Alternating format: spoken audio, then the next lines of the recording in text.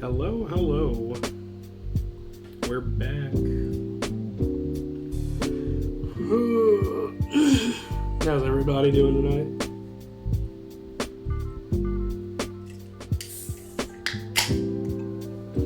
Just letting everyone know we got an ad starting in 2 minutes.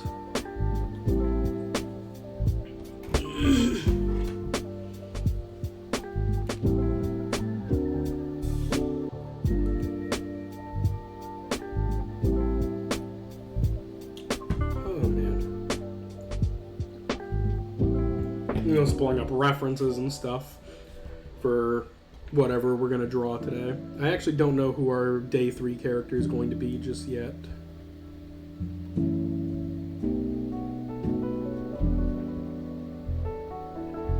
But I do have some ideas.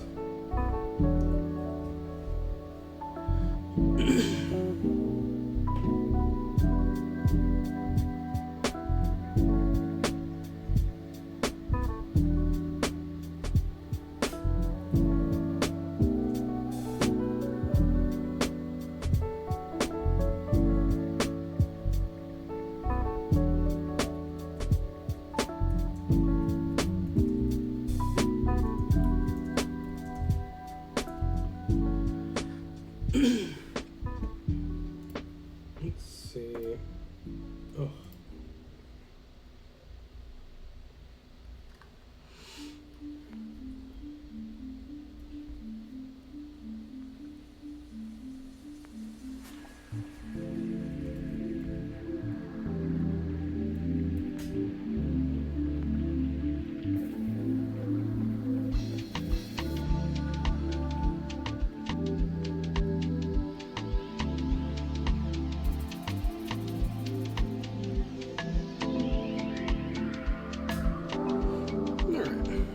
Ad starting in 30 seconds. That'll give me some time to go grab a water bottle, because I just realized I didn't actually grab a water bottle, and finish gathering my references for this evening.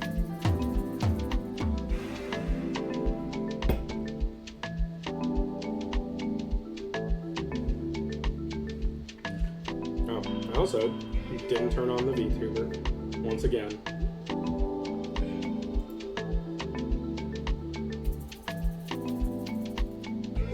There we go.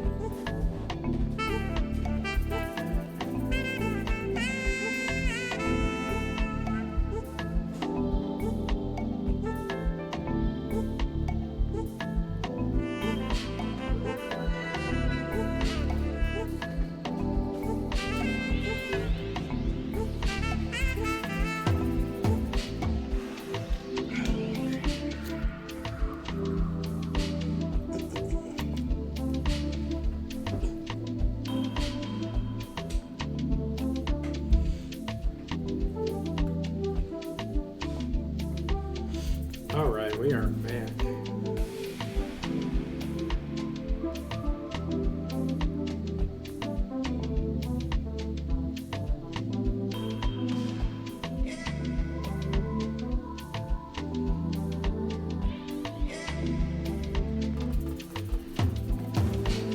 Where's my pen?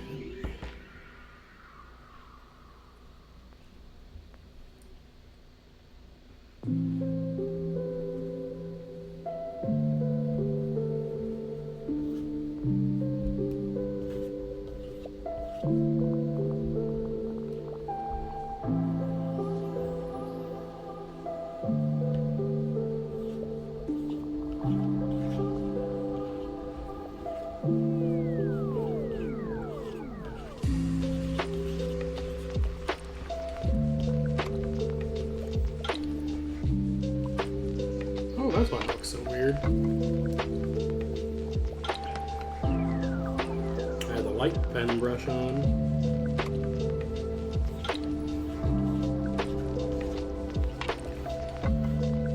I'm just warming up my wrist. So.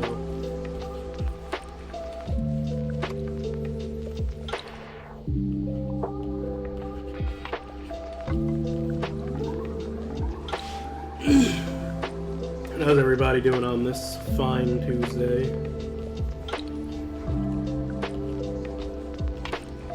I just got finished working a 6-day work week, which was not fun. But I get both my days off this week, and today is one of them. So I'm taking advantage to just hang out, get some streaming done, get back to our fundraiser things, which, speaking of, I'm going to do myself a favor, because my music audio is much louder in my ears than it might be on stream. Just turn it down just a wee bit. We are still doing the fundraiser stuff, so I'm going to put in our little Pride command, pull up all the Tiltify links for the fundraisers, and then for each of the organizations, we'll put in the different orgs.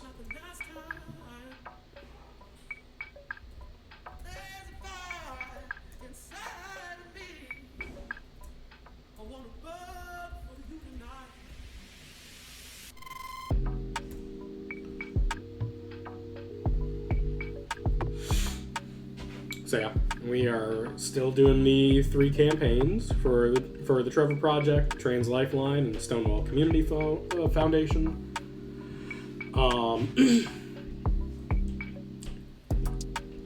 I still firmly believe that maybe I overshot it a little bit by doing so many for the first year trying this project out, but you know, we will fine tune it as time goes on. Also, I didn't realize until I was looking at until I was going through some Twitch settings recently that apparently my affiliate anniversary is this month. It's on the 21st. So I guess I should stream on the 21st, which I don't think was originally on my list of days to stream. Oh, well that's why, because it's a Saturday and I work Saturdays. Not only do I work Saturdays, but I work at the most inconvenient time, which is 3 p.m. to 11:30. Hello, welcome in. Tell me, can you actually hear the music and OBS isn't just lying to me, showing me the moving bar? Sometimes it does that. Cool. But yeah, so Saturday the 21st is my affiliate anniversary.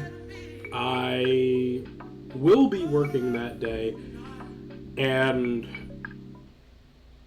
I'm deciding on whether or not I'll stream. If I do, it'll be after work, which would be, closer to midnight, so it's not even technically my anniversary anymore. It'll be... But I think I'd rather do that than not stream at all to celebrate the whole affiliate thing, because, getting to affiliate for me was a bitch. And also, it's still Pride. I may as well use that time for something preferably useful.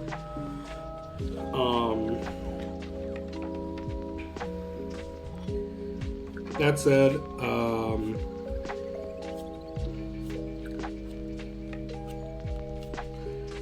just doing some warm-ups.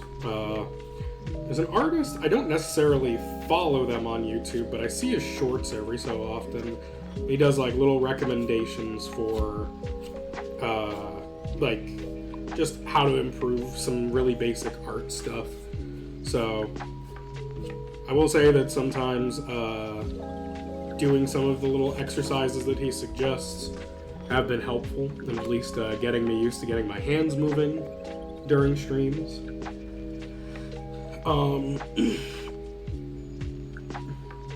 Last week we were supposed to have a little chat because we're talking about some relevant history stuff for media, as far as Pride Month related things. So I was supposed to talk last week about the Hays Code. I never got into it because when I did get the chance to stream last week, I was dead tired. And then I got sick over the weekend, which was not fun. That said, we will be going over that today. I do have notes because that was important. So let's talk about it, shall we? So basically just do some warm-up gesture sketches, and while I'm doing those, I'll talk a bit about our wonderful piece of history here that nobody actually liked except for assholes. So basically, back in the day, there was this thing called the Hays Code. The Hays Code is formally referred to as the Motion Picture Production Code. It was called the Hays Code colloquially, named after William Harrison Hayes. Hayes, at the time, was the president of the Motion Picture the Motion Picture Producers and Distributors of America, which their name goes through several different iterations and eventually ends up being what we call now the Motion Picture Association. Now, we have to put some aspects of the Hays Code into context for the era. First and foremost, there were some really big events that had happened back during this period that had people questioning, the moral integrity of Hollywood. Primarily, these were things like the murder of actor William Desmond Taylor and the assault of Virginia Rep by Roscoe Arbuckle. And a lot of, religious and civic organizations were basically condemning Hollywood. And during this time, we ended up with 37 states, almost 100 film censorship bills were passed.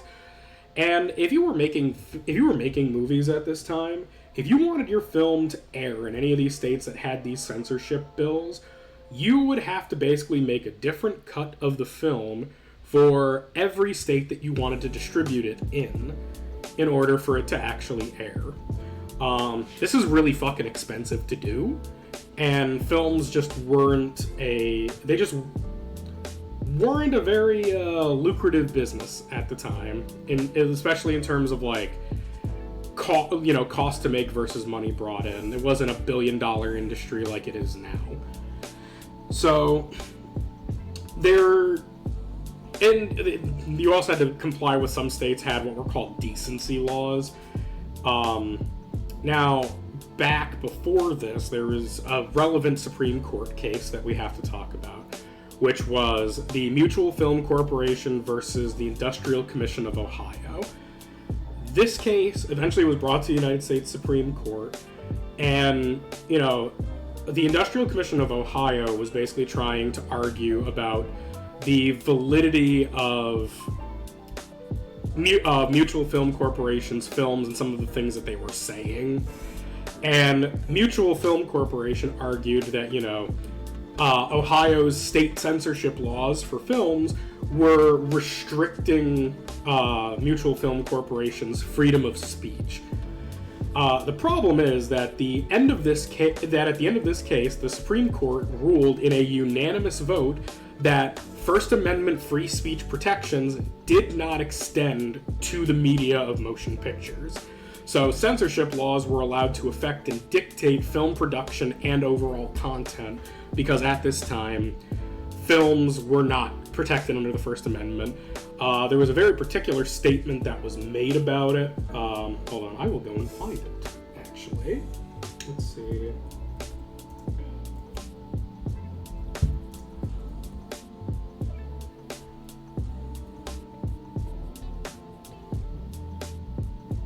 So, according to Justice Joseph McKenna, the exhibition of moving pictures is a business, pure and simple, originated and conducted for profit, not to be regarded nor intended to be regarded by the Ohio Constitution, we think, as part of the press of the country or as organs of public opinion. And through that argument, there's, a collection of follow-up statements. I don't have the full case in front of me. But this was basically the final statement that basically ultimately was used to negate any arguments that Mutual Film Corporation made to defend First Amendment protections for film production. Eventually, on June 29th of 1927, there would be a resolution passed that would eventually become the Motion Picture Production Code. This was referred to as the Don'ts and Be Carefuls of Film Production, and the list was composed via a collaboration of Irving G. Thalberg of MGM, Sol Wurtzel of Fox Film, and E.H. Allen of Paramount Pictures. The list was later reviewed and approved by the FTC, and Hays established what was called the Studio Relations Committee to oversee the implementation and the enforcement of the list. Now, when you get into this list, it's boy is it a time. Because at this time, show me his search history, honestly, dude. Welcome in. So back then, before it was officially codified and referred to as the Motion Production Code, it was just called the Don'ts and Be Carefuls. So anything that was on the Don'ts list for the code was things that were specifically not to be addressed at all in film under any circumstances. These things being pointed profanity by either title or lip, so basically you couldn't say things like, God, Lord, Jesus Christ, son of a bitch, fuck, any of that. Couldn't say it on screen under any circumstances. Any licentious or suggestive nudity in fact or in silhouette, or any lecherous behavior or notice thereof of other characters in the film. So, no nude scenes, no characters in lingerie, no implied nudity whatsoever, no drug trafficking, any inference of sex perversion. That is where we're going to be focusing in a little bit, but we'll get there. White slavery, miscegenation, which is a really fancy way of saying no interracial couples, sex hygiene and venereal diseases, scenes of actual childbirth in fact or in silhouette, children's sex organs, which is like the only thing on the list that I think reasonable people can agree with.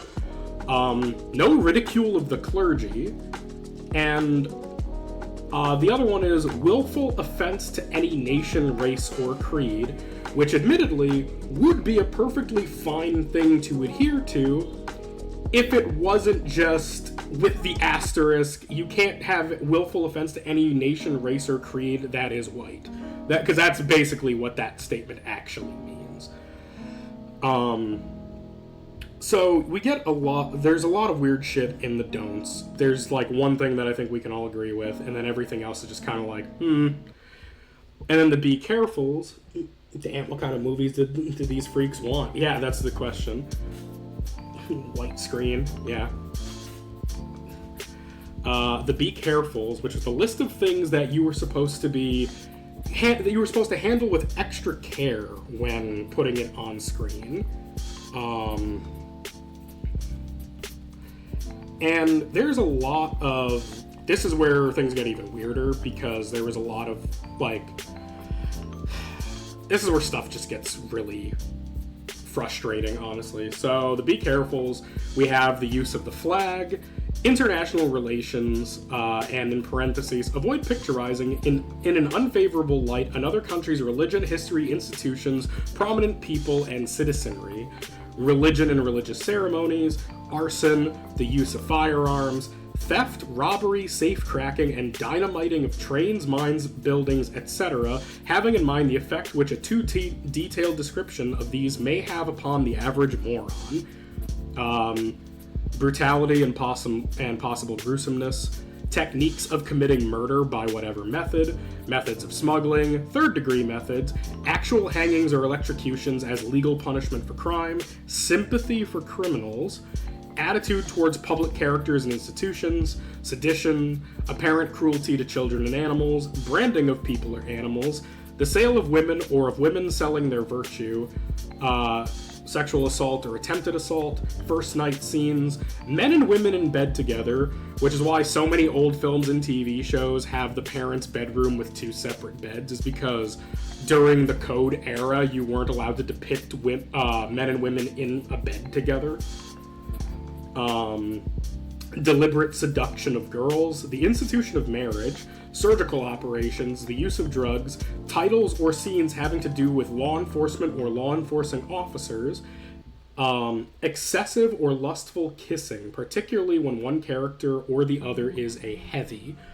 Heavy is a term for a stock character archetype, usually referring to a villain, or specifically a character who works for the villain who is typically an enforcer.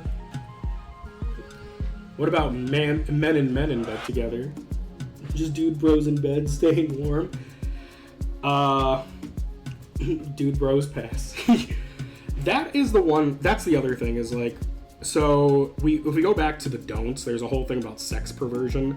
And any mention in fact or in silhouette or any implication of homosexuality or what they referred to as alternative sexuality was considered de facto inclusion under sex perversion.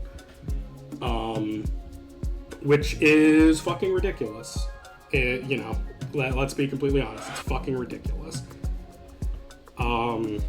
So, now the thing is, there was kind of a counterculture movement in stage plays and theaters at this time, and in indie films, which was referred to as the Pansy movement.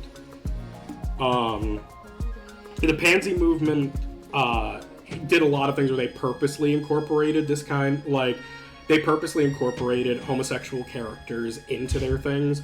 The problem is that during this period, before the code, any inclusion of gay characters was usually gay men specifically, used for comic relief. No goons either, this guy is a bozo, yeah, honestly. So there's just a lot of weirdness at this time. Eventually this whole thing would end up being codified. So after this was published, we eventually get to 1929. Later the same year, actually, because this was in June of 1929. Later in the year, two people, Martin Quigley, who was a Catholic layman, and Daniel Lord, who was a Jesuit elder, created the Code of Standards and submitted it to all these studios. And in February of 1930, several studio heads, including Thalberg of MGM, agreed to adopt the code as a form of self-regulation and governance in order to avoid the hassle of trying to appeal to multiple state censorship boards. Now, when this happened, they appointed two men to actually enforce the code. These guys were Jason Joy and James Wingate. Both of them were generally unenthusiastic about the work, and they were really fucking bad at it. Joy specifically had to review 500 films a year, and the Hayes office didn't actually have the authority to order studios to make cuts or edits to their scripts or their films, which often led to, excessive reasoning, begging, and pleading with the studios to make changes. And between the review and appeal processes for the Hayes office, the decisions ultimately landed in the hands of the studios. And on February 19th of 1930, about 2 weeks after this was put into place, Variety magazine published the content of the code in its entirety and predicted that the state film censorship boards and the code would soon be obsolete. Now, during this time, there was a lot of appeal of how can we better handle this? As opposed to full-blown censorship. What if we just did something else? And a lot of people suggested the idea of the rating system, which we use today, saying hey, why don't we just do some films that are safe for young people and then just do other films that, just aren't for kids or aren't for young people? Or why don't we just use ratings to kind of telegraph to the people going into the theaters what they can expect to see, so that way we don't have to do all of this bullshit. And they were met with constant bite back from the Hayes Commission, basically saying, no, that's not sustainable, that's not manageable, that can't be done. And, then lo and behold, all the other shit that they were doing for censorship was actually the shit that wasn't sustainable because it cost too much and there weren't enough people to do it. Also, let's see, what's this? This is why they made a city under the sea in that one game. Yeah, this is why we have Rapture. Also note, we have an ad in 6 minutes. Now, there was a lot of argument about whether or not any of this nonsense was sustainable. And then we had something really interesting happen, which was, we're going to skip ahead in time a little bit, to 1952. In 1952, Joseph Bernstein Incorporated versus Wilson, which was another Supreme Court case, actually had the opposite effect of the 1915 Ohio versus Mutual Film Corporation outcome, which was that the 1915 decision that films weren't protected by the First Amendment was overturned, and this was dubbed the Miracle Decision. I don't know the details of the case, but in 1952, the Hayes Code was basically officially overturned at that point. Well, it wasn't overturned, but the decision that stopped films from being protected by the First Amendment was. And over the course of the 50s and 60s, there were a lot of companies who had signed on to adopt the Hays Code who just got so frustrated with the amount of hoops they had to jump through in order to make films that they started looking for loopholes. And one of the loopholes that they found in the Hays Code was that if you're a company who signs on to make films, you have to get code approval in order to send your movies to the theaters. However, your subsidiaries don't. So a lot of companies like Paramount Pictures and MGM made small subsidiaries who went off and made films and basically published them to theaters without ever receiving approval from the Hays Commission. Because, leave it to corporate America to make laws or make rules and then immediately go, no, I don't want to follow that shit. Also, on top of that, there was a big conflict with the Monopolies Commission about what was called vertical integration. Because at this time, a lot of movie theaters in the United States were owned by the production studios. So, like, if you were Paramount Pictures, your films aired in theaters that were owned by Paramount. And the problem then became that, like, hey, you're a studio, and all these studios have agreed to work under the Hays Commission, and the Hays Commission is not a government body, and therefore has control over an entire industry, a sole control over the industry. Therefore, this is a monopoly. So, vertical integration with movie theaters was cut off. Theaters became independently owned and were no longer owned by production studios, and the Hays Commission basically lost a majority of its power because a lot of people just stopped sending their stuff to be approved.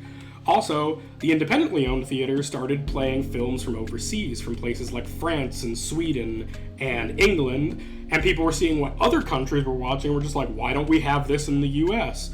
So the Hays Commission started having to make exceptions for some films, including exceptions for things like bare breast scenes, lingerie scenes, the occasional murder scene, and eventually it came to a point where it's like, why do we even have this if no one's listening anymore? And there are a few, like, post-World War II films that aired that kind of altered public opinion and got people wanting to go to the movies again, and ultimately were basically being made as a way to resist the Hays Code. And, some of these big influential films at the time include films like The Bad Seed, Baby Doll, Cat on a Hot Tin Roof, Psycho, and Anatomy of a Murder. All of which violated everything that the code had, and we're just like, yeah, fuck you, we're just gonna make these films, what are you gonna do about it? And then on November 1st of 1968, fucking Terrifier 3 would have made these guys astral project. Yeah, 100%, dude. They wouldn't know what to do with themselves. So on November 1st of 1968, 38 years after the code was officially adopted, and after several iterations and alterations, the Hays Code would inevitably be replaced with the rating system that the MPA uses today. Also, across all of that, like across the 40s and 50s, a lot of the state film censorship laws that existed were being abolished, because it started with New York abolishing some of their film censorship laws because they realized that they had the exact problem people were criticizing about the rating system, which was it's too expensive and tedious to actually keep up with. There's so many films coming out that the censorship boards couldn't afford to keep up with it, and it was too expensive on the state governments. So they just disbanded their censorship boards and adopted the rating system. Which is, a great example of America having something suggested to them as a solution, thinking they had a better idea, and then getting kicked in the teeth until they did the right thing. And yeah, it's actually like during the Hays Code era, that's why we have like the concept of queer coding in films, like having characters that are supposed to read as being, especially in these early days, we have a lot of characters who are supposed to be coded as being queer characters without ever directly saying it or proving it, is because they needed ways to get around the censors. And a lot of the films that came out during this time, especially films that were associated with like the pansy movement, a lot of them to be shown in theaters actually had to be altered to edit out these characters. So it isn't until after the code is abolished and a bunch of film preservation companies come in to restore these films to their original forms that we actually get this stuff. Prohibition and cornflake blandness is the best way to get people to do the exact opposite, honestly. That's all that it takes. You gotta just tell people that they can't have something a certain number of times, and they will eventually find a way to get it. We got an ad starting in 2.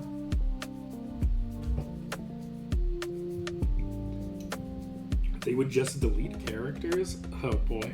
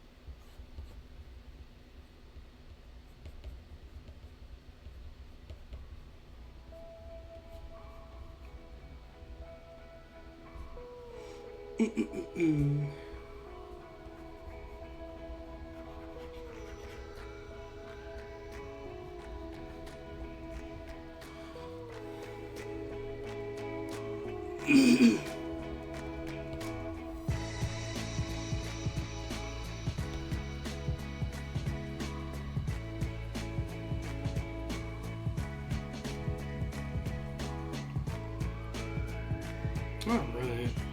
Ad should be done.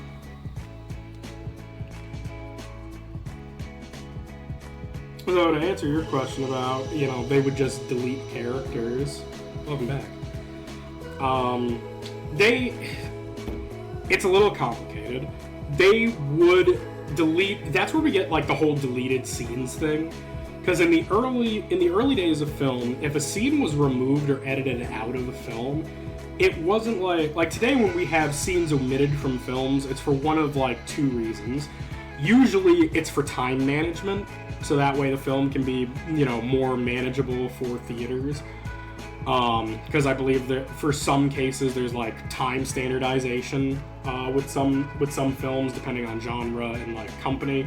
So on one hand, these days it's for time management. On the other hand, it's sometimes if a scene doesn't fit in the actual film, like it's a cool thing, but it detracts from the action, or it breaks the flow of storytelling, or it somehow just reads as like extra exposition that isn't necessarily required. Those are why we cut scenes now. Back in the pre-code era and the code era, if scenes were cut from a film, those scenes were deleted and removed because something that they did was something that was considered morally objectionable or something that was problematic.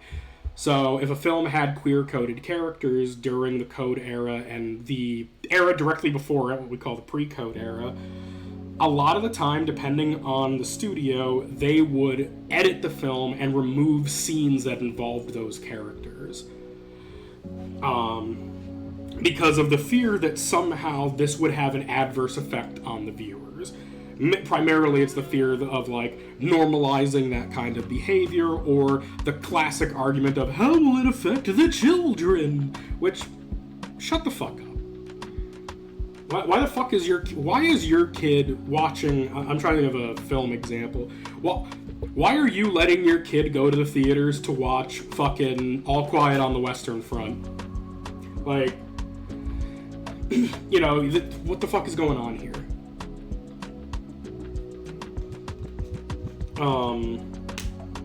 So there's just a lot of, like, there's just a lot of weirdness surrounding a lot of it. And again, it's a thing that happens every so often where people love a moral panic. You know, people love to make up excuses for things, especially when the thing that they're making up an excuse for is a reason to restrict media, you know, restrictive things that people can read or watch or otherwise consume. And that's just always been the case. We're in our third satanic panic, I feel. It does feel that way, yeah.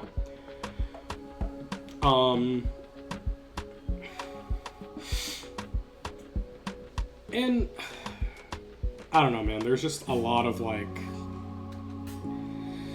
there's just a lot of frustration. But I thought going over the Hays Code would be at least interesting to talk about, especially because it is very important to, you know, it's important to the month. It's important to the overarching. It's important to our overarching theming. Let's go with that. Now, granted, I am not a film historian. I did as much research as I could with the limited amount of time I have between work, stream, and trying to maintain some semblance of a normal life. So don't take anything that I say as all of the information. Take it as a starting point, if anything. Please look more into stuff. I certainly will, and as I find new things, I will be talking about them, because that's what I do on this stream, usually. Is I draw, and I draw, I play games, and I bullshit.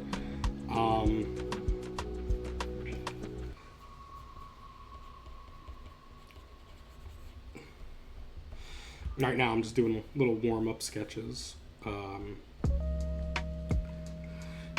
So, satanic panic? Yeah, I'll make that a command. I don't know when, but I'll find a way to make it a command. And mind you, a lot of the stuff that we're talking about when it comes to shit like this, you know, we're talking about how it affects, you know, queer representation in media, because there's still a lot of holdovers from this time. I remember when Gwen and I were still together, we had watched, like, the first 4 seasons of Glee. And, you know, in between, you know, we would watch, like, little things like interviews with some characters, and just, like, Gwen would tell me some stuff that she had read about, you know, some of the things that were said by some of the actors. Particularly, there is a character in Glee named Kurt. Kurt is, like, the one openly gay kid in the main cast. And one of the things that had gone over, because the creator of Glee is also the creator of Nip Tuck, and to my knowledge, you know, he's a gay Jewish guy who's been working in Hollywood since time immemorial, so he has a lot of really bad experiences that he can talk about when it comes to his time in Hollywood. And, you know, Kurt's actor had talked about the whole, you know, hey, you know, I'm a gay actor playing a gay character. And apparently there was an off-screen conversation that had happened at some point between him and the director, or the creator of the show, where he basically said, yeah, kid, keep that to yourself if you want to get anywhere. And he's like, but you're gay and you work in Hollywood and you've gotten pretty far. And this guy's like, yeah, and I suffered for it, so if you don't want to go through that, then just don't tell anybody. And, you know, they felt like a very weird and, what's the word I'm looking for? Hypocritical thing to say to a young actor. Also, to my knowledge, Kurt's actor also wrote some, like, young adult fantasy books after Glee ended, which is kind of cool. So there's a lot of, like, there's still a lot of weirdness and holdovers with that. That's also why, like, Disney is notorious for a lot of, like, their really harsh censorship when it comes to queer-coded media or, like, queer characters in any of their stuff. Because Disney, much like the Democratic Party, is still trying to hold very tight with two hands onto a status quo that no longer exists. But, you know, Walt Disney himself was a moralist, and, you know, the company tries to use that as an excuse when it comes to some of the ways that they treat some of their creators. Especially when you go over the experiences that have been had by creators like Alice Hurst and Dana Terrence. Because, I don't know, Nickelodeon's just really, or not Nickelodeon, wow. Disney is just very harsh on queer media. And, like, they're okay with, like, the occasional one-off scene. They just don't want you to talk about it all the time. That's also because they're still operating under the assumption that their media and their products are made for children, when in reality, 90% of the people who are still watching Disney stuff are people in our age group. Disney is hooked up to a throne like the Emperor of Mankind. Dude, honestly, that wouldn't even begin to surprise me. Feeding on the giggles of children. Monsters, Inc. was an admission of guilt. Honestly. Yeah. So, there's, like, a whole weird thing with them. And the problem is that it's not just Disney. It's basically every single one of the big three production companies. It's Disney, it's Nickelodeon, it's Cartoon Network. They all have an issue.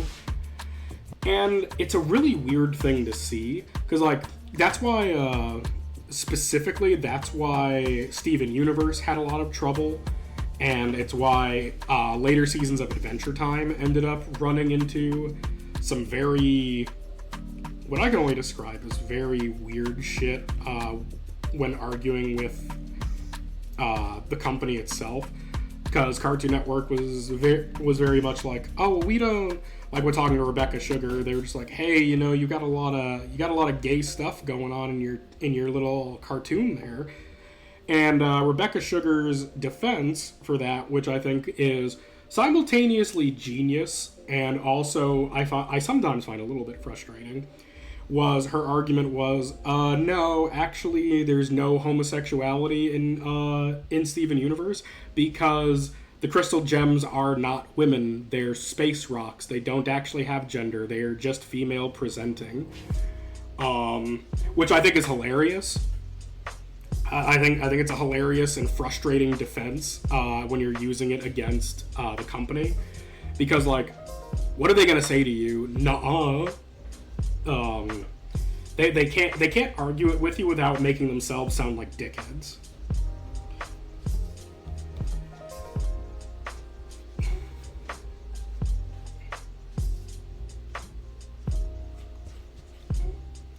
Not the queer rocks.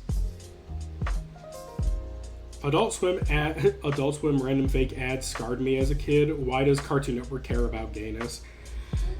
Again, because if a network markets themselves or tries to market themselves as being like, we make stuff for children, that immediately makes them, it puts them in this weird position where they feel like they can't talk about difficult topics. And for whatever reason, the idea of, like, hey, sometimes kids have two moms or two dads is apparently just too advanced of a topic for some animation studios to want to cover.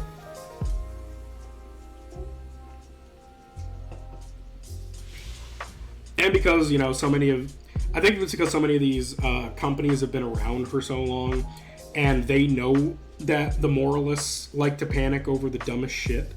So they just don't want to be the target of another moral panic at any given time. So they try to do whatever they can in order to get less attention from those kinds of people. But the problem is that, like, if you've ever met those kinds of people, like the people who want to argue about, like, why is there gay shit in my kid's show, or like, why is there X or Y thing in my kid's show, those people are going to find something to complain about no matter what. There's nothing you can do to stop those people from complaining. I double down and make a kid show about a black goat who likes candles and talking backwards in Latin. You and Alex Hirsch should have a conversation, because if you've ever watched Gravity Falls, there's so many random scenes in that show where Alex Hirsch is just like, I'm just gonna take the audio of this one thing and reverse it, and then if you play that section of the episode backwards, it's like a coded message. And he does that shit all the time. Because Gravity Falls is like loaded with secret codes and little things that you can find. Dude actually put in an unreasonable amount of work into that show. Beware the beast which has one eye. So I think it's I just think it's very strange that animation companies have this hang up. Especially when you look at, like let's look at Cartoon Network for a second. Oh, we can't have Princess Bubblegum and Marceline be gay, but we can have Flapjack. We can let Flapjack just be one of the most horrifying, hideous TV shows ever animated, but God forbid we have two gay women in one of our shows. Her name will be Lucifer, yes. I mean, now you're just stepping into Lucy, Daughter of the Devil territory from Adult Swim.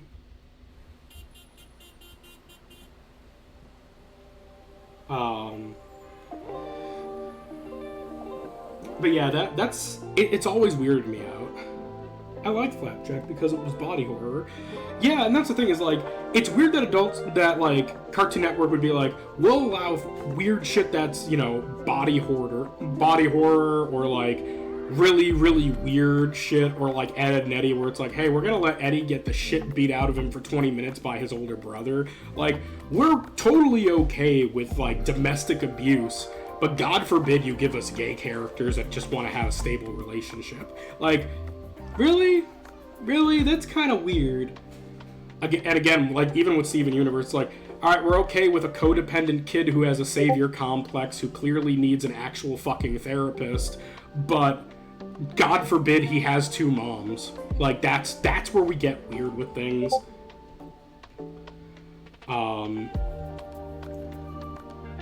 And, you know, Nickelodeon's kind of in the same boat. Although Nickelodeon, I think, gets less opportunities to be weird about it. Granted, I don't keep up with Nickelodeon's media as much as I used to, because the last thing I watched live on Nickelodeon was Legend of Korra, and they spent every ounce of their energy fucking with that show. Like, Korra Season 1 got canceled halfway through production, and they were told, hey, you guys we promised you 20 to 25 episodes for your first season, you're actually getting 12, wrap that shit up. And then they were like, yeah, you're canceled, you're not getting another season. And then within 2 weeks of the first season ending, they're like, hey, your ratings are really good, congratulations, you're getting another season. And then again, we get to Season 2 of, I mentioned that to anybody who will listen, yeah. Give me Hey Arnold all grown up. Yeah, I would love that, actually. And, like, they did that with Season 2 of Korra, where they're like, hey guys, you're gonna get 20-something episodes, and then halfway through they're like, nope, you're actually getting canceled again, wrap it up. And they wrap it up really quick. They go, oh, congrats, you're getting a third season. And then Season 3 of Korra, they're like, hey, we're making this digital only and putting it only on the Nickelodeon website to see if your ratings carry over, because we don't think this show is going to be popular with a younger audience because your main character is a girl, and we don't know if the show will appeal to little boys. And then they did their focus groups, and 90% of the kids that they focus grouped for Legend of Korra that liked it were young boys. So it's like, okay, so your argument failed. Korra was one of the highest rated shows on Nickelodeon's website the year that they made it digital only. And they were like, okay, cool, you guys will get your 4th season, but you can't make Korra and Asami kiss on screen. And then at the very end, they were like, you know what, fuck that, we're gonna have Korra and Asami kiss as the credits roll, fuck you. Which would have been such a great power move and would have been fantastic if it wasn't for the fact that everything that had to do with Eren Ehaz after that was a complete fucking shit show. Because, you know, he was the guy he was like one of the primary writers on Legend of Korra and Avatar The Last Airbender. He created a show for Netflix called The Dragon Prince. He got a lot of shit for being sexist at his office. Which is why I refuse to continue watching The Dragon Prince, because I'm just not going to support the animated equivalent of fucking Joss Whedon, because fuck that guy too. So, yeah, man, animation studios are fucked. There's just no winning. Give me the Avatar edit where it's open queerness and Aang spinning back kicks the Fire Lord's dome smooth off. Yes, abso-fucking-lutely. And, oh no, I would never kill anybody. Buddy, you turned into a giant koi fish hybrid and flooded the entire Fire Nation Navy that was attacking the Northern Water Tribe. A lot of people probably died that day. And that's really my issue, is that, like, I love The Legend of Korra. I'm just sad because the version that we got isn't what it could have been.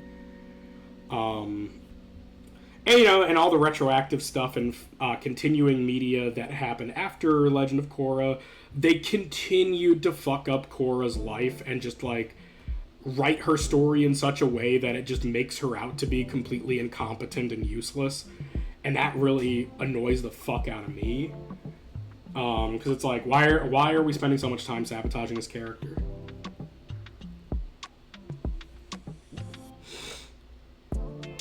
Sorry, I'm just looking for another reference image, because I think I want to do like one more warm-up sketch before I actually commit to whatever I'm going to draw today. But, you know, we've gotten a lot of, like, big wins in animation specifically for queer media in recent years. And by recent years, I mean, like, last 10 to 15 years.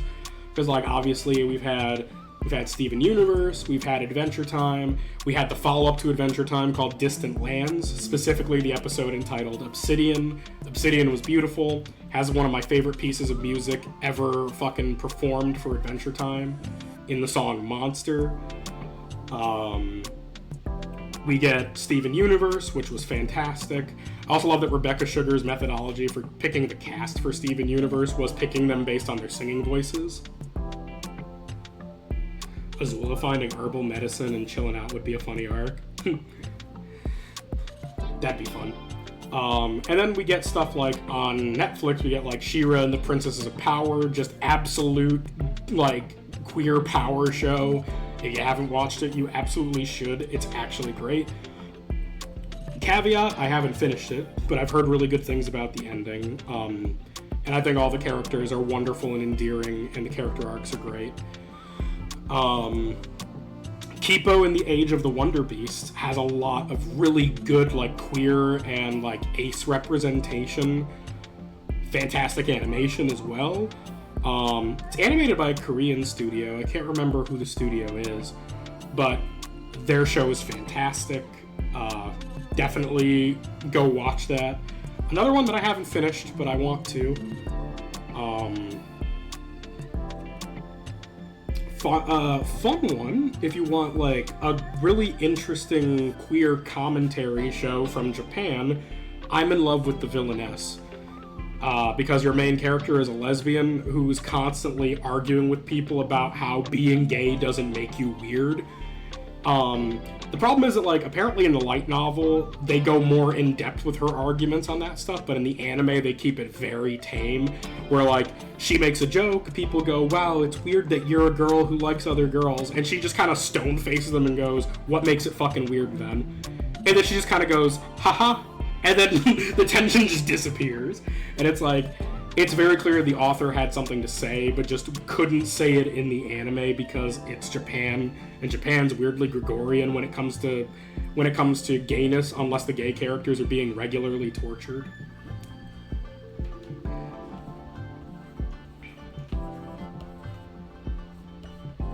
And, you know, that's a trope that I think we really need to do away with, is the whole, the bury your gays concept. Like, just let characters be gay. It's fine.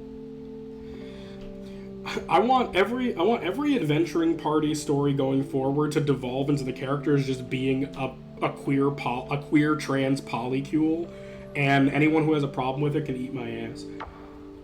Which is why I'm excited to see more like Vox Machina and like Mighty Nine animated stuff from Critical Role, because all of their characters are gay as shit all the time, 100% of the time, and that's the kind of shit that we need.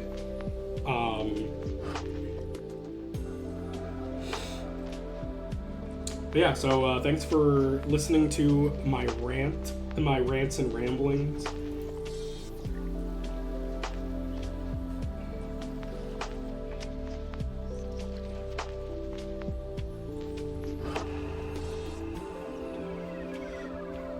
That's really what this stream is. It's just a place for me to talk about stupid shit that I've either observed or researched in entertainment media, and see how long it takes for the shit that I say to piss off somebody else.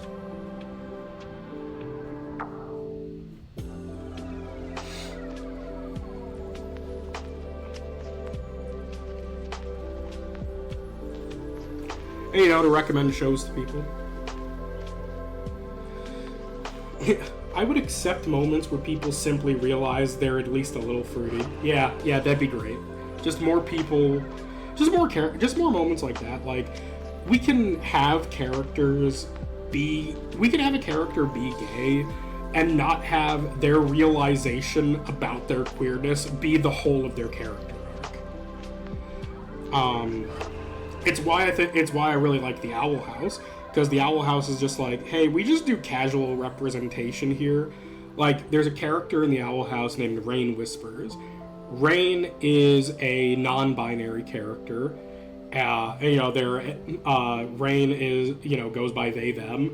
And it's a thing that just, like, comes up in the show, and no one ever explains it. They just kind of run with it. There's no, like, surprise about it. Like, Luz doesn't see Rain or meet Rain and be like, oh, wow, I don't know how to refer to this character. It doesn't become, like, an awkward conversation. Like, one of the main characters, Ida, just goes, oh, yeah, Rain's great. They're like, one of the best people. And just kind of leaves it at that. When Luz says that she wants to go out with one of the other characters who's also a girl, Ida's just like, oh, so you gonna ask her out or what? Like, it's not like Ida going, oh my god, Luz, you like girls? Ida's just like, so you gonna fucking ask her or what, bro? And, you meet the character, like this character Willow, and you get scenes of her two dads. And, like, Willow never has to explain to Luz or Gus or any of the other characters, like, yeah, I've got two dads. Like, they just do it and they move on. Like, the show just goes, hey, check this out, and then treats it like they would anything else. And I think more shows need to do that. Like, we don't need every character who is gay or has gay characters in their life. It doesn't need to be the only facet of that character's personality. And we need to stop treating it like it's some kind of, what's the word I'm looking for? We need to stop treating queerness in media like it's some kind of rare thing. We need to stop treating it like it's some kind of, I'm trying to think of the word, like it's some kind of oddity, or like it's some kind of thing that, like, we need to ogle at and be like, oh my god, I can't believe this. Like, it's not surprising. People are gay. Yes, taboo. That's a good word for it. We need to stop treating queerness in media like it's taboo. Like, hey man, sometimes people just like people who have the same workings. There's nothing weird about that. Like, sometimes people transition. There's really nothing that weird about it. Like, it's weird, the only time that we really don't get into that is like in super, like, big time sci-fi stuff where we start talking about body modifications, and even then that's the only time that we really talk about it, and there's always a moral aspect to it, which is kind of odd. But yeah, that's my rant on that. It's just like we just need to just normalize the fact that this is stuff that happens, and that it's not like, you know, it's not like seeing the aurora borealis, you know. It's not like a thing that's going to happen once in your life. Like, it's not like seeing a gay couple is not seeing Halley's Comet, you know. Like, you don't have to bust out the telescope and be like, holy shit, dude, can you believe that shit? Also, we have an ad starting in 30 seconds. I just got very caught up in the rant for a second.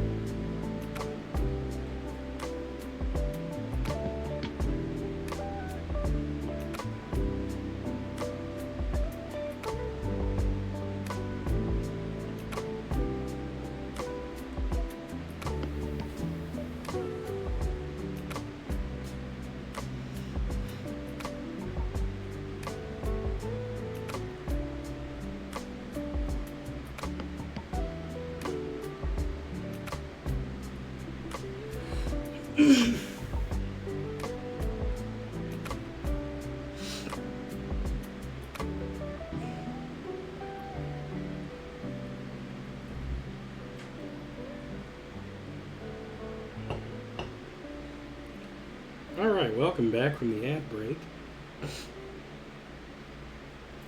I'm just sitting here gathering, or opening up my other references, because I decided that now we're going to do, for the actual Fight for Pride piece for this time around, we're going to go with our actual gay character, which this is really difficult to do, like, because I'm trying to keep it in the, like, action media area, like shonen anime, video games kind of thing, and it's hard to find, like, any games that are more open about, like, hey, we have gay male characters.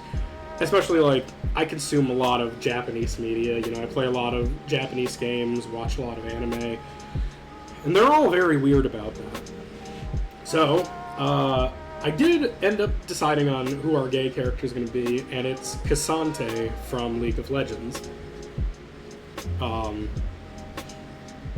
So I have an image of Cassante open, and I'm basically just going to do like a little study of his actual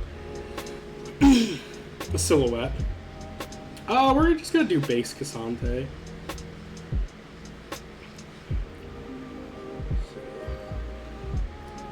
and he is a broad-ass dude. I'm basically going to do the study of his, character on stream, and then I'll actually refine the sketch and finish it off stream, which is what I've been doing. And as previously stated, I primarily do that because I am very bad at doing things from start to finish when I'm being watched by people. It's a thing that I'm adjusting to, so bear with me.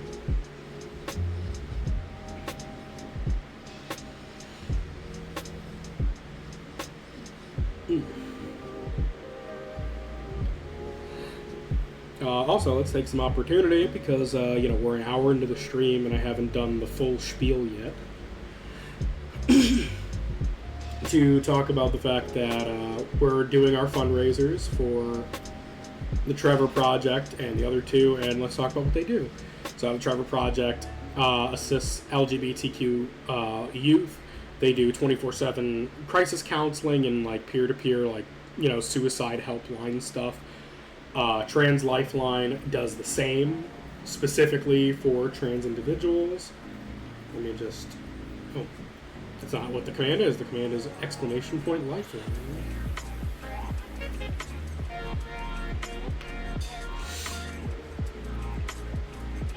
And then we have the Stonewall Community Foundation, who I now have a command for because I remembered to do it over the weekend in the hours where I was awake.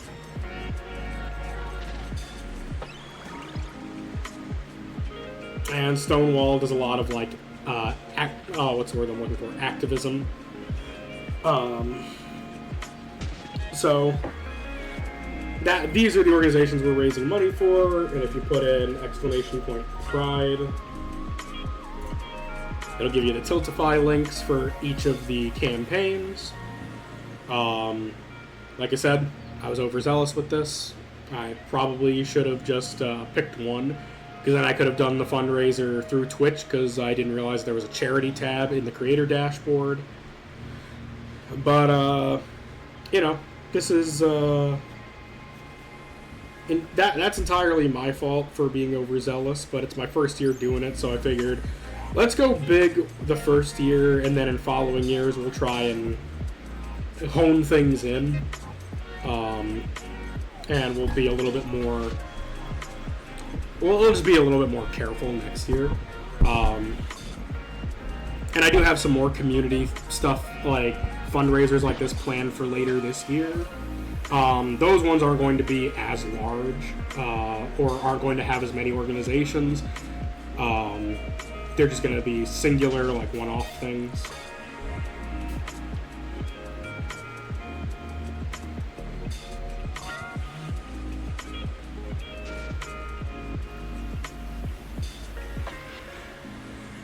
Oh, I'm starting to realize who Casante's silhouette actually reminds me of. Casante's silhouette is built like Genndy Tartakovsky's iteration of Luke Cage, because he's very wide and except that unlike Tartakovsky's Luke Cage, he's not very square, he's actually more triangular up top.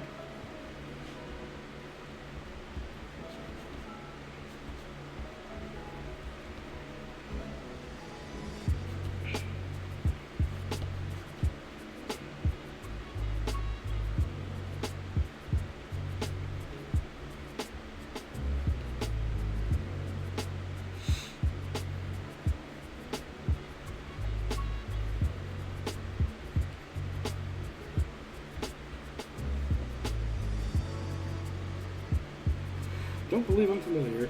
I will send you an image later. So, Genndy Tartakovsky, you may not know his name, but you've definitely seen stuff that he's worked on.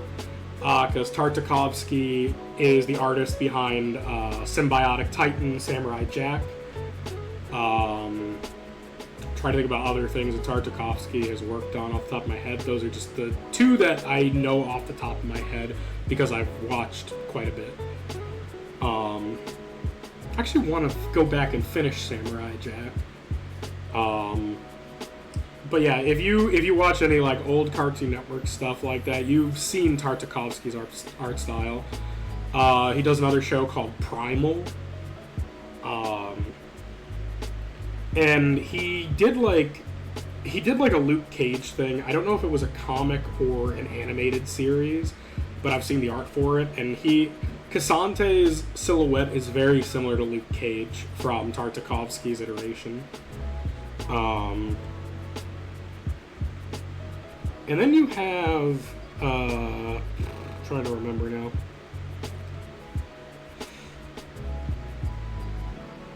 But yeah, his silhouette's like very triangular. Like his chest and shoulders are very broad, but then his waist kind of narrows down a bit, and he has like weirdly thin legs considering how large the rest of his body is.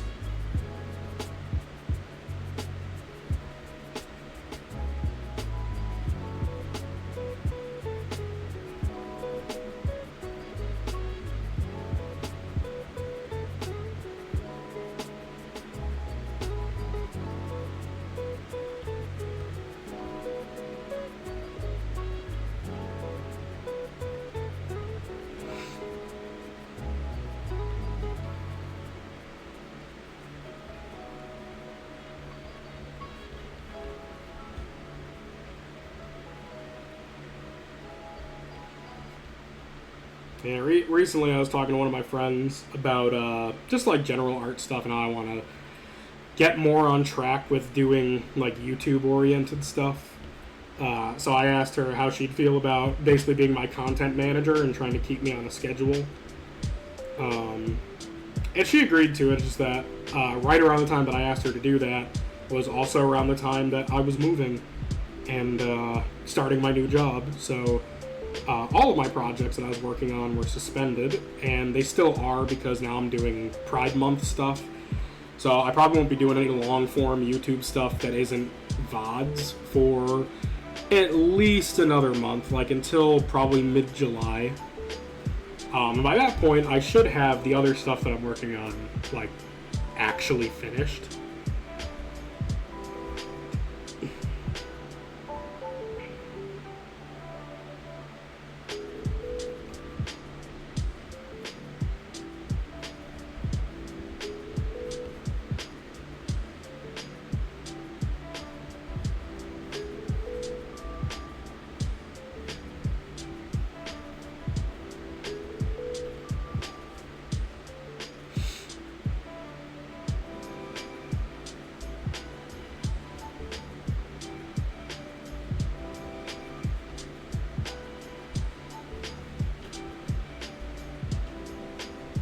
Also, you're somebody who's not familiar with like general like character design principles.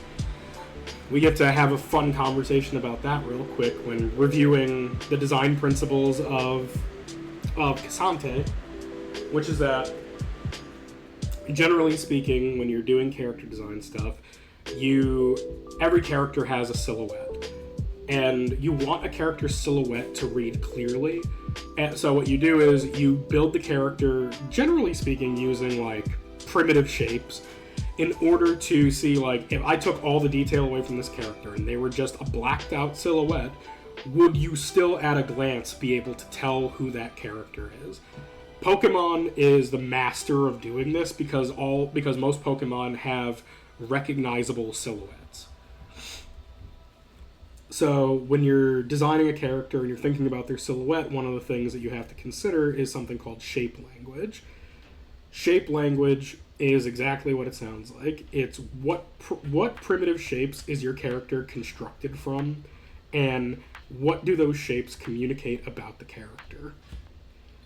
Like in Casante's case, Casante's body, like his actual main body, is a set, basically, if you have his legs spread out, Casante's body is two overlapping trapezoids, which basically puts him in this area of Casante is a like square triangular hybrid thing, which means that most of his shapes, when you're putting him into poses and things, his shapes are always going to be communicated as either very sturdy square shapes, or they're going to be communicated as triangles. What this usually communicates about a character is like triangles are used to communicate a level of activity in a character, like communicate that this character is active, is participating in things that happen around them. And in some cases, like in the cases of villains, like Maleficent as an example, triangles are used to communicate that a character is dangerous. And then, like, square stuff is usually supposed to be like, oh yeah, this communicates this character is, like, grounded, he's sturdy, you know, he's, what's the word I'm looking for? There's, like, a level of reliability to it, to characters that have more square silhouettes. So that's the long short of, like, shape language theory and how you apply it to character silhouettes.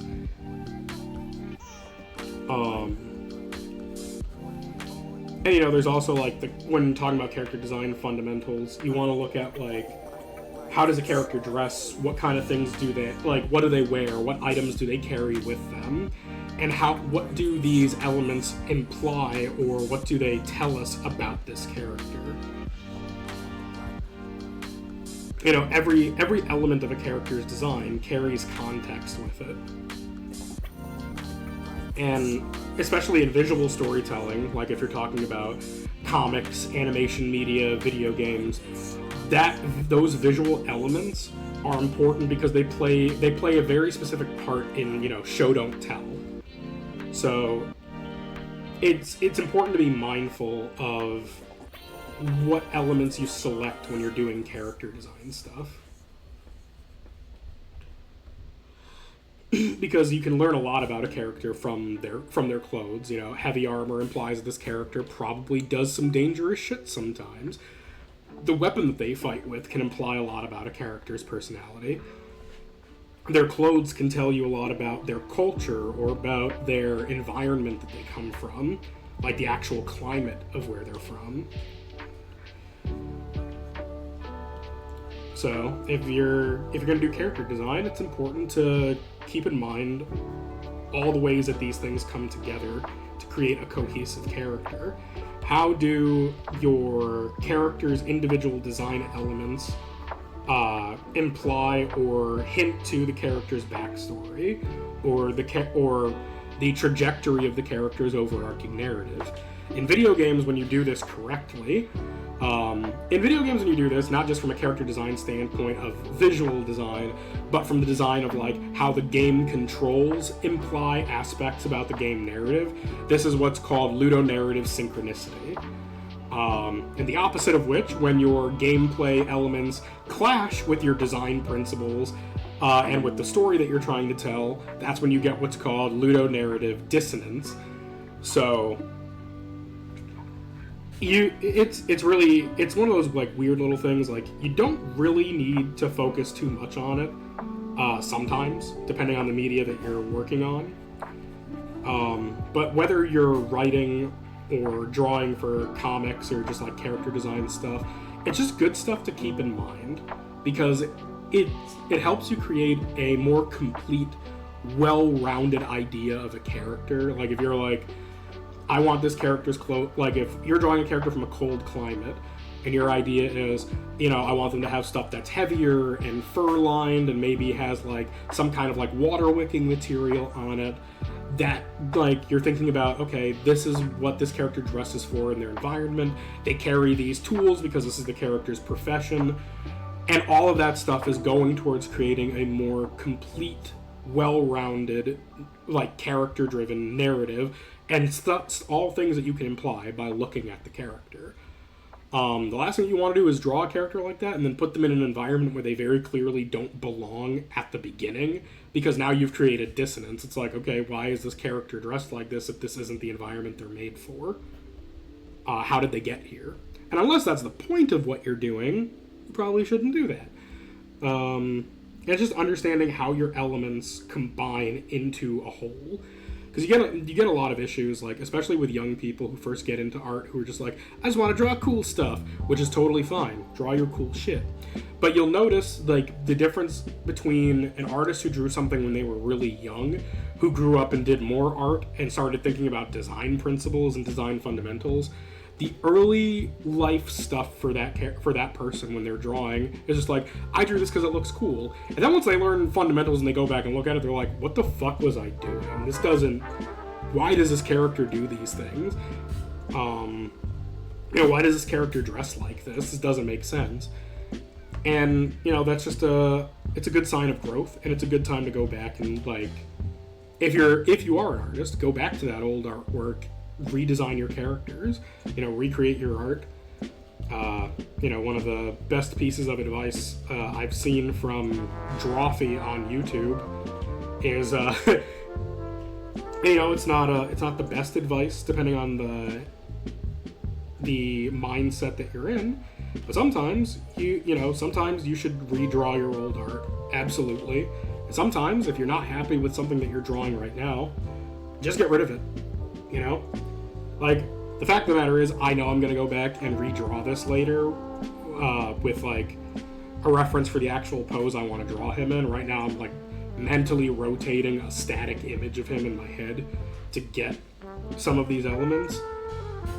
And that's just, like, I know I'm not going to be happy with this, with whatever I'm doing here on stream, because this is just basically a dry run. But that's fine, because I'm going to draw this on stream. I'm going to keep the elements that I like. I'm going to redo the elements that I don't. And then I'm never going to touch this particular version of this image again.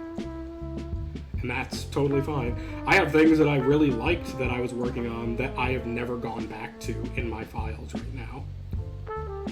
And that's perfectly fine. It's okay to just start another project.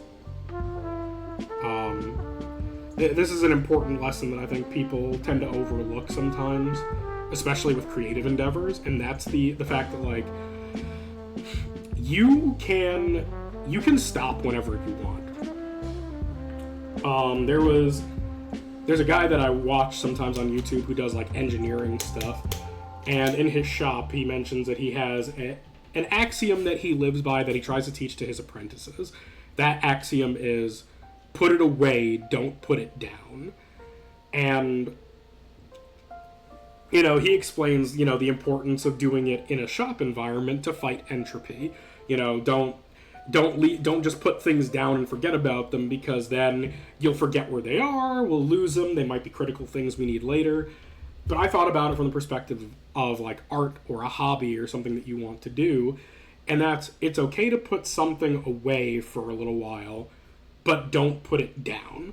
And by that I mean, if you're an artist, a writer, a musician, never be afraid to step away from the stuff that you do. Take a break for your mental health, take a break to, fight the imposter syndrome, take a break to fight art block or writer's block or whatever it is. But put it away, don't put it down, in the sense of whatever it is that you're working on that you need to put away for a while, put it in a place somewhere in your head, somewhere inside of you, where you know where it is so you can always come back to it. Never take the thing that you want to do or the thing that you're interested in doing and put it down in a place where you know you're never going to touch it again. Don't... If you're passionate about something, don't put your passions down. Put them in safe places where you can find them later, because you're going to need them. To quote The Legend of Zelda, it's dangerous to go alone. Take this with you.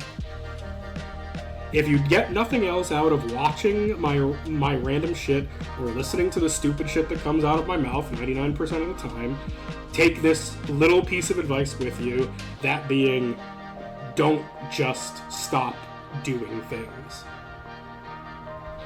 I see a lot of what's the word I'm looking for? Discourse about it online these days. A lot of other artists I know, or that I see, or that I follow, asking, like, how does someone maintain the passion to make art when you have to fight against AI and you have to fight against all these people who are trying to invalidate the stuff that you do. And the answer is, you just have to do it anyway. You just have to do it anyway.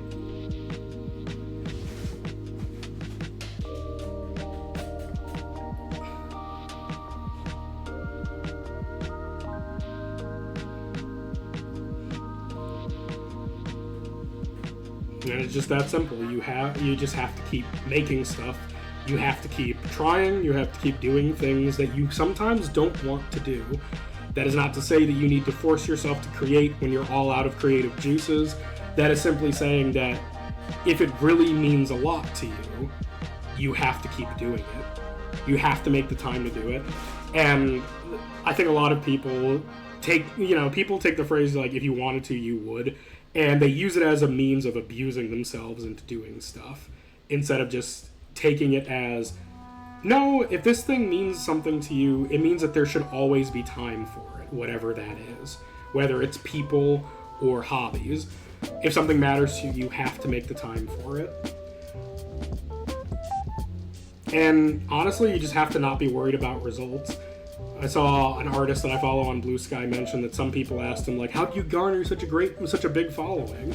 And his answer was, I stopped investing in my following and I invested in improving my art.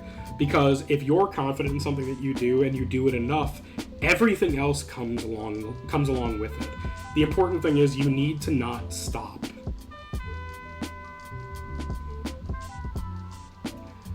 And it can be disheartening, and it can be really exhausting to keep doing it. But you still have to do it. Because it's not going to come easy. I'm trying to figure out how the fuck his hair works, because all these images of his hair are very bad.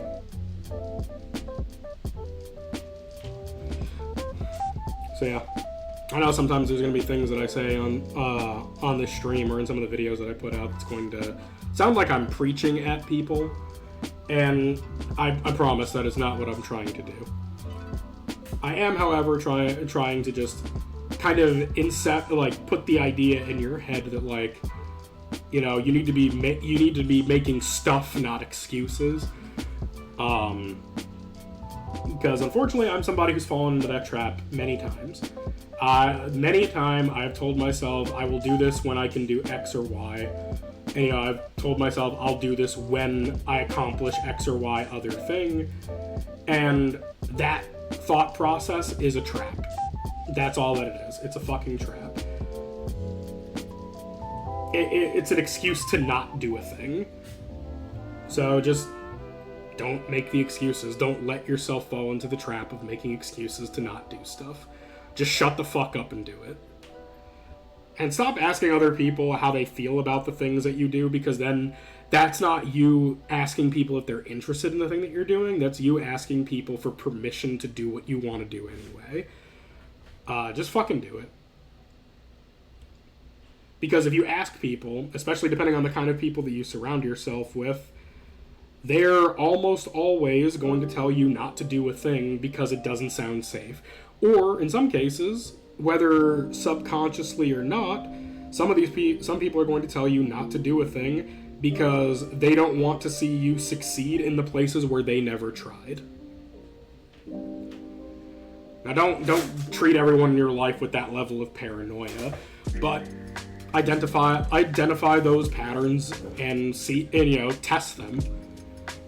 And just do your shit, man. Like, there's no point in worrying about how people are going to receive it, because there's billions of people in the planet. Like, on this planet, there's billions of people. Whatever you make is not going to be for everybody, and that's okay. But you as a person need to at least be satisfied with the idea that you at least attempted something.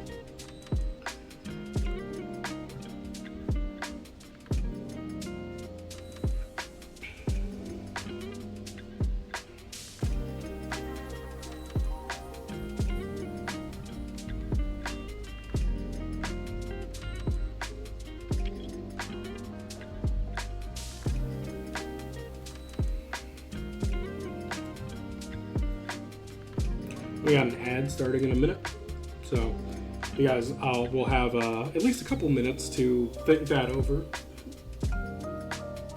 Rejection therapy, if nothing else. Yeah, just you get results either way. Yeah, exactly. Look, man, you're either getting results or you're getting an ego death that will lead you to just do things with a little bit more. I wouldn't necessarily say you'll do it with more confidence, but you'll definitely do it with more abandon, and that's almost the same thing.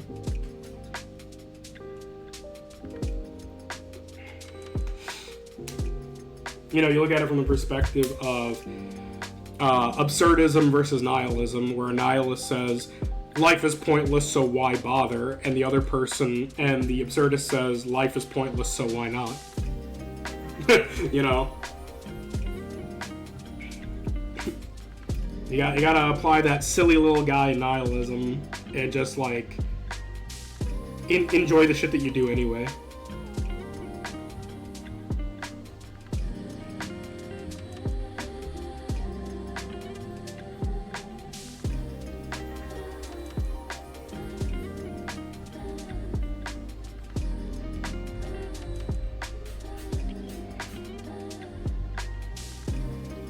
God, his eyes are so tiny.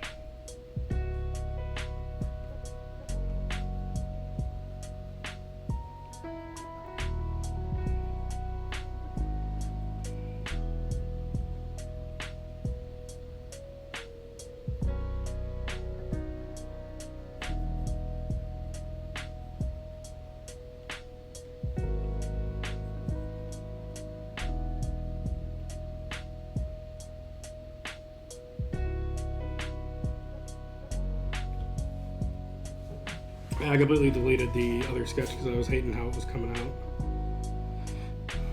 Yay, we got there. So now I'm just doing a direct study of one of Casante's baseline splash art, specifically the head area.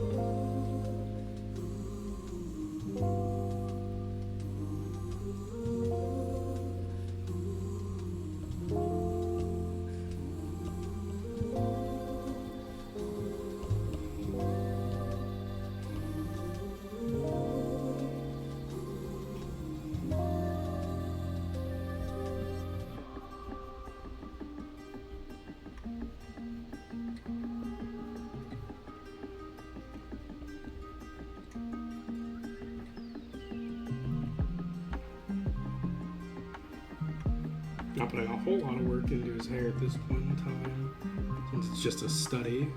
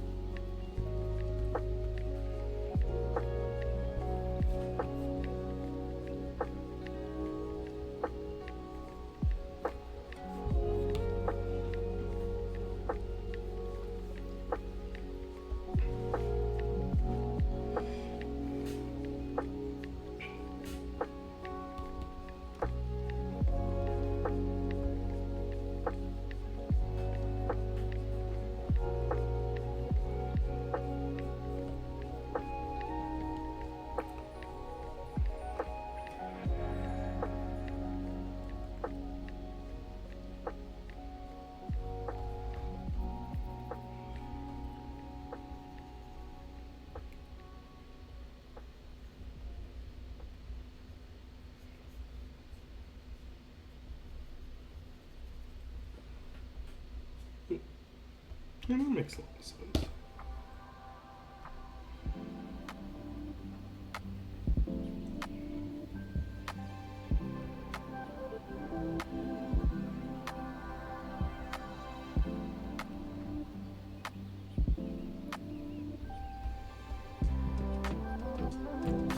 I think I get the gist of Casante's shapes.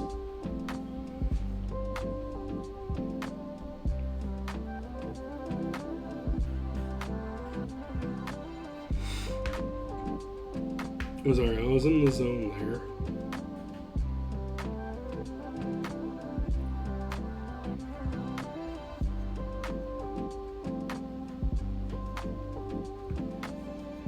This hair is going to take me a lot more time in an actual piece.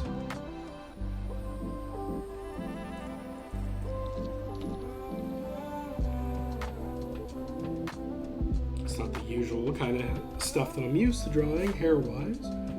That's part of why I picked them. I think I settled on Cassante for our gay character representation for this month. Partially because his designing presents a lot of different challenges for drawing him.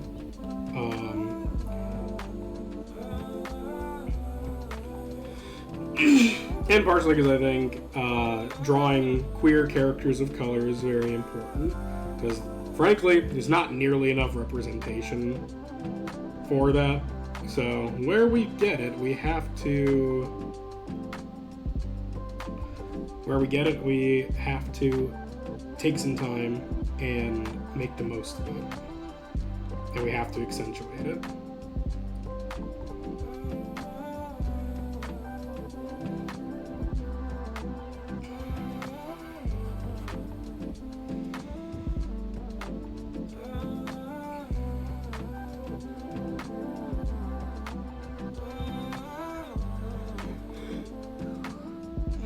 Especially because queer characters of color are not only difficult to come by sometimes, but it's also a matter of like these communities can be especially bad. It can be especially awful towards their towards people. Yeah, going off my mom's family, just as an example. There are way too many people in my mom's, in my mom's primarily black family who are very quick to say that, if any one of my kids turns out gay, I'm just going to disown that kid. And it's just like, all right, but why though? Like, why is that?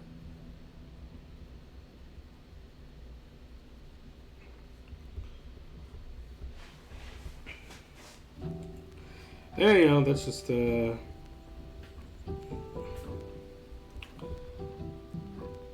that's just one of those issues of being weirdly, what's the word I'm looking for? A Baptist church pilled.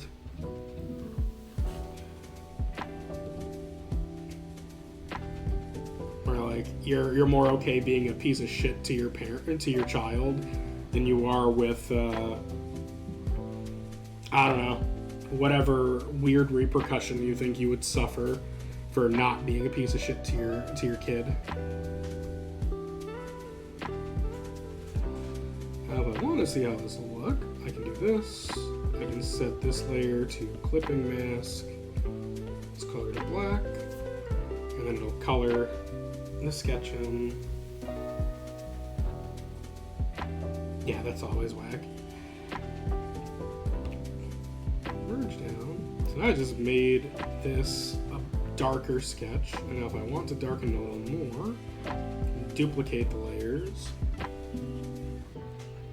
And I can make a little bit more sense of some of what I've done. And maybe everyone else can see it a little clearer.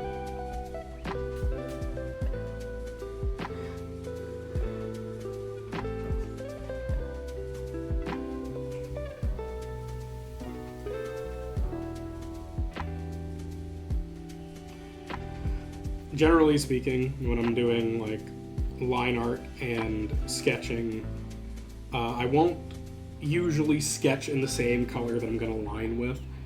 I usually sketch in red, or if it's a character that I have like a designated color for, like if I'm drawing Morrigan or Jury, I'll usually draw them in purple because it's like a character color thing. And then I'll go over and I'll do my line art in black. I stopped sketching in black and doing line art in black because I would end up losing where my line art is in the sketch. And then when I would get rid of the sketch layer, my final drawing would actually look completely fucking terrible. So, digital art recommendation. Or, any art recommendation. If you draw a traditional, use a sketch in like a light red pencil or like a blue colored pencil. Just sketch in something that isn't the color you're actually going to draw in for the final.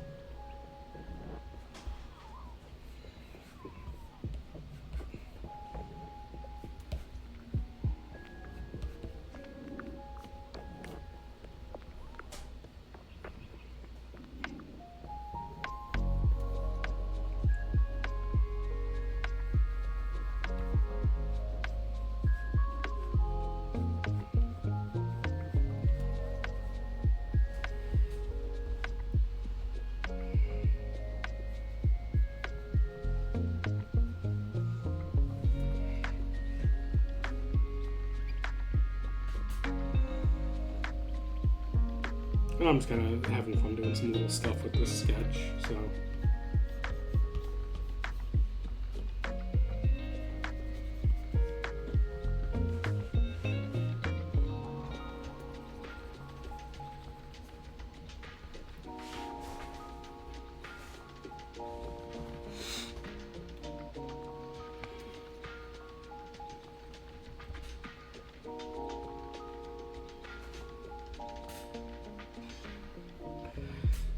You know, minus the hair, comparing this to the actual splash art image, I think I did an okay job.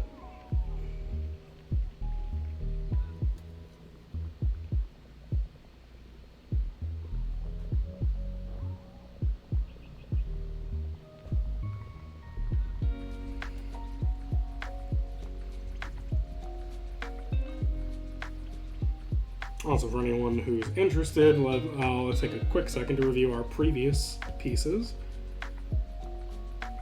We did our poison piece for our trans character, and this was the first one that we did for the whole project. I actually really enjoy how poison came out. I think from start to finish, including the initial sketch I did on stream, this was like, I want to say a little over 4.5 hours.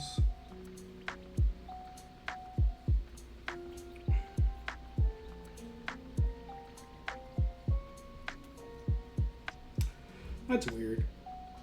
My screen is somehow not being... I was sitting here drawing for the last few minutes and the screen just hasn't been showing what I'm doing.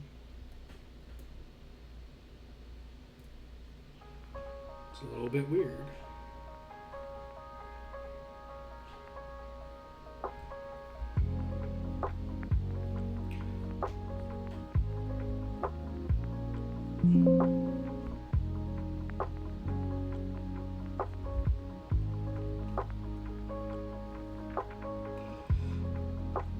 Oh, that's annoying. I have to keep the capture utility up on screen apparently, because every time I minimize it, it's apparently pausing and not working the way that it's supposed to.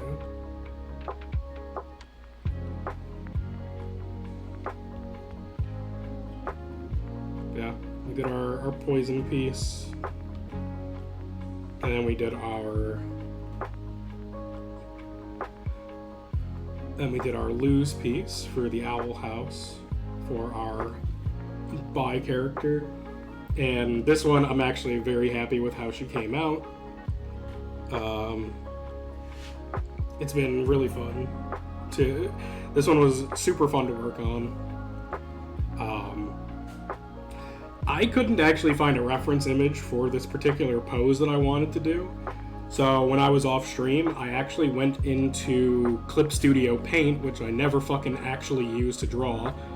And I used the 3D modeling, the 3D figure tool that's in Clip Studio Paint, and I made a pose reference for this pose.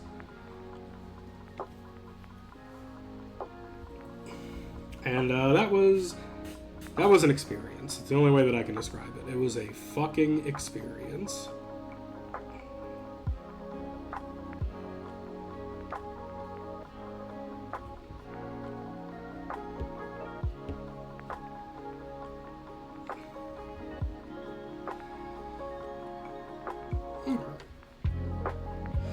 I think I'm going to do one more sketch. I don't know what I'm going to sketch yet. I'm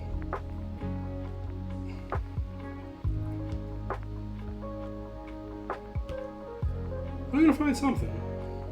I'm going to open up a reference on my phone so that way I don't have to worry about my capture utility being a complete fucking dickhead.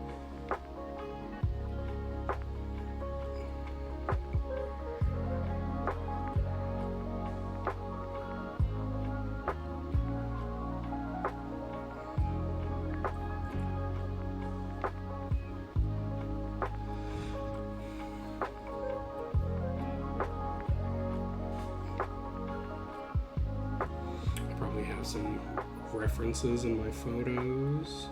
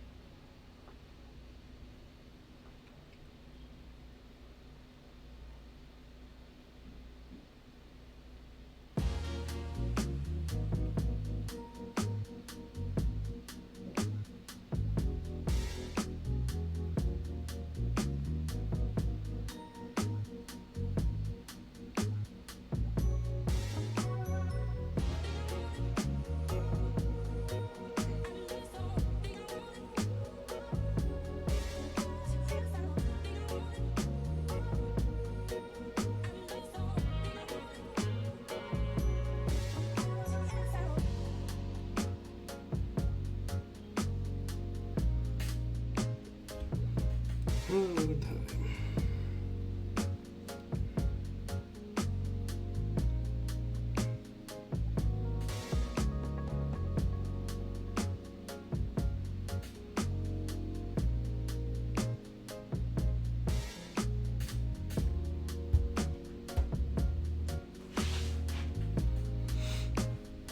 Yeah, the hell with it.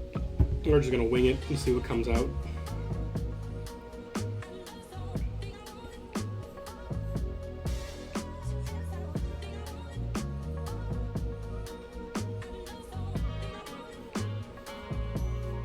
My cat's decided that now is the time to shout at me.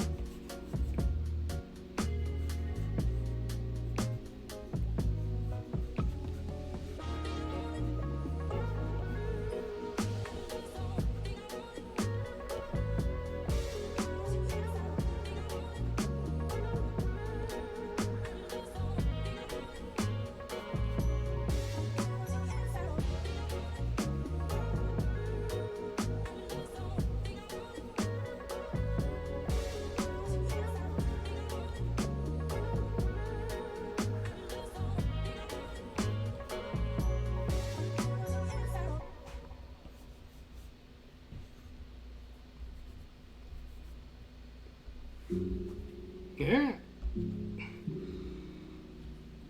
Trying to clear that out. Mm-hmm.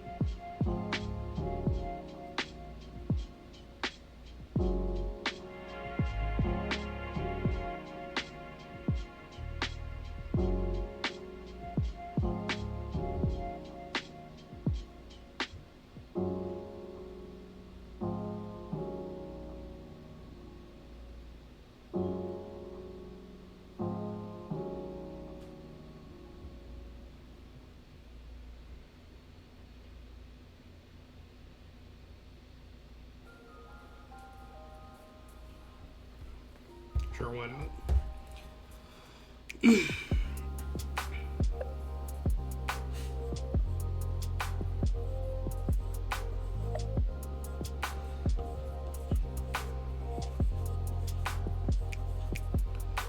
Then go back and draw more D&D characters of the past.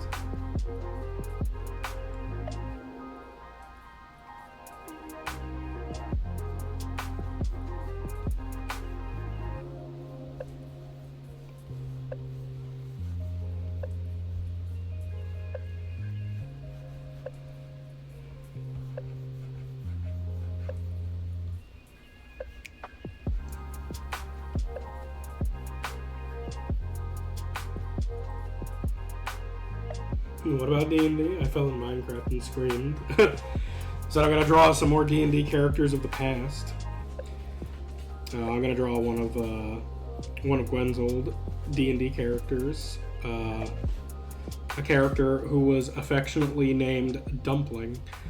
She was a satyr star druid. This is my first encounter with the Circle of Stars druid subclass. This character was a satyr whose entire thing is that her whole goal of adventuring was to become well renowned enough that she could get a job cooking for royalty.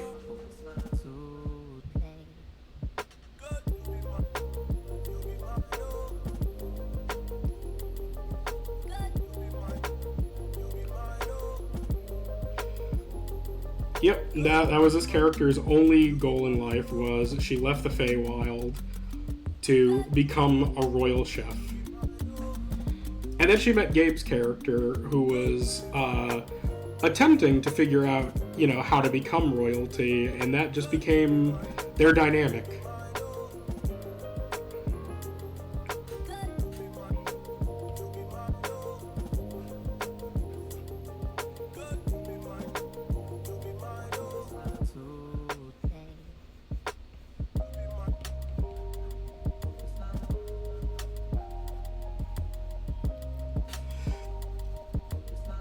Oh yeah, it was a great time.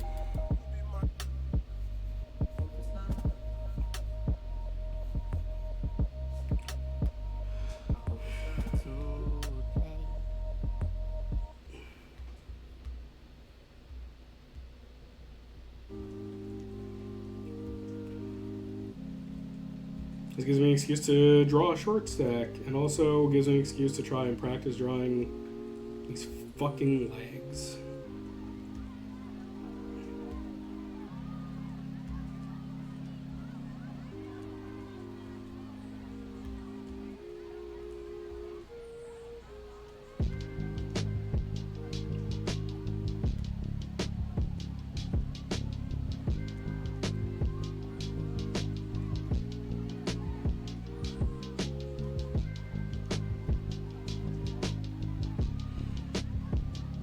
Trying to find a good reference for ye legs.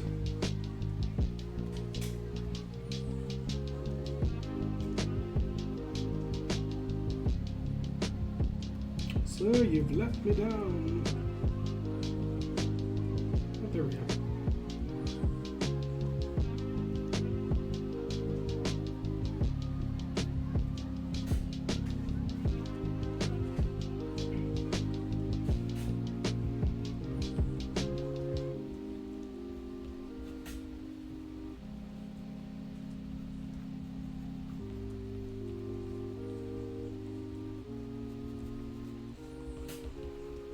Generally speaking, I am fucking atrocious at drawing digitigrade legs.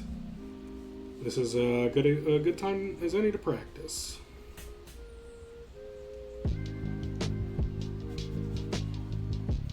It's also one of those words that I'm fucking terrible at pronouncing.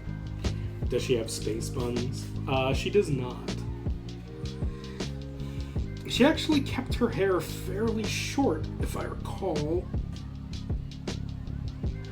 You know what? Why am I thinking about this? I can open up Instagram at some point and go look at my old reference image of her, or my old reference art of her, because I did draw her a bit. That was right around the time that I was getting back into drawing more often. So I used any excuse that I could to draw art of whatever I could.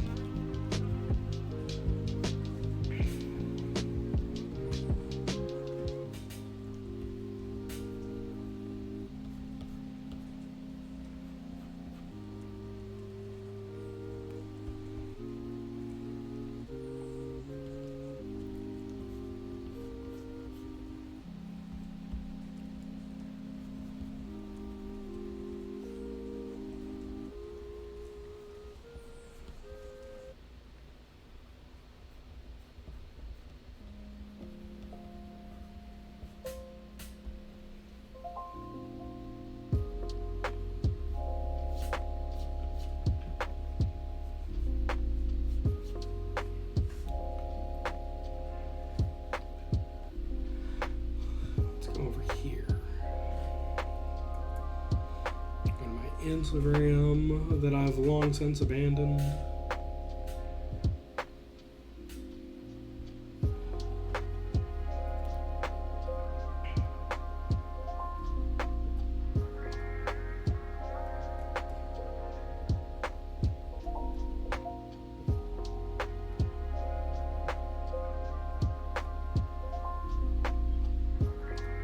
Oh man, some of this art actually hurts me to look at.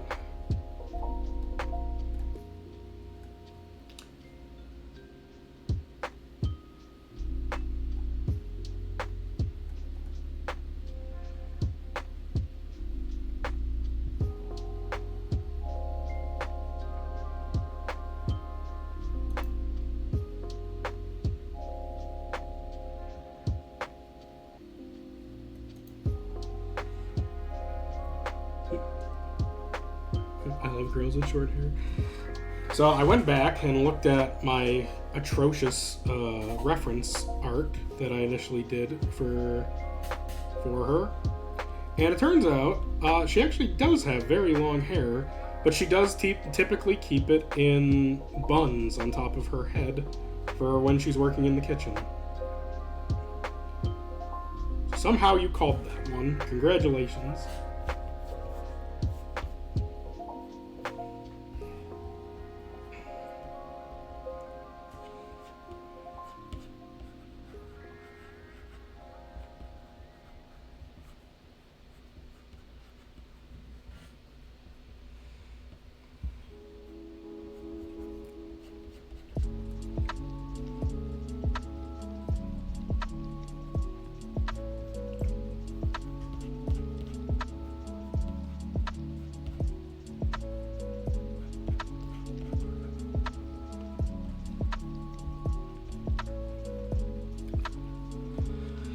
Let me see what the rest of her outfit actually looks like. Her normal outfit. Oh. That was a design choice.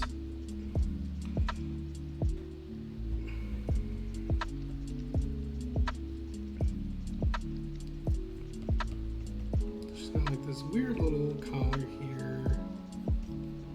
She's got like this little necklace with this little crystal in it. I know why the color choices in the original image are what they are. It's because I was doing all of this traditional, and I had maybe 2.5 sets of Tombow dual brush watercolor markers, and that's all I had to color with.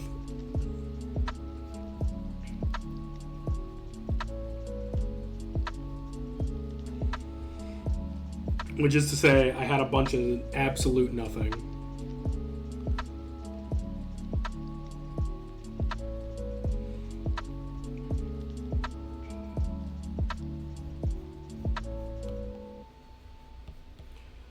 Also, this character has 2 different outfits. She has her actual factual druid outfit, and then she has her kitchen outfit, which is a very different set of clothing.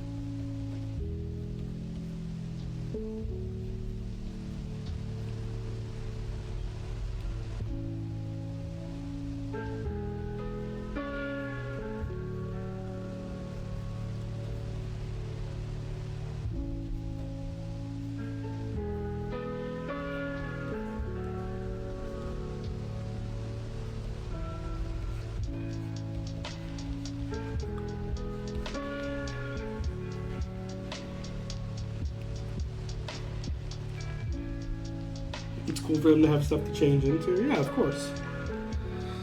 I mean, in this character's case, you know, she's not out being an adventurer all the damn time.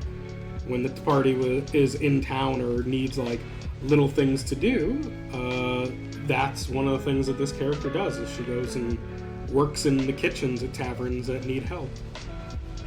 And because she was a fairly talented cook, usually the places that she went to go work at, even if it was just for a day, saw a pretty big increase in their business. I forgot that her dress had like these little disconnected sleeves on it, because one of Gwen's favorite characters one of Gwen's favorite games is Final Fantasy X. She has like a few little elements of Yuna's outfit.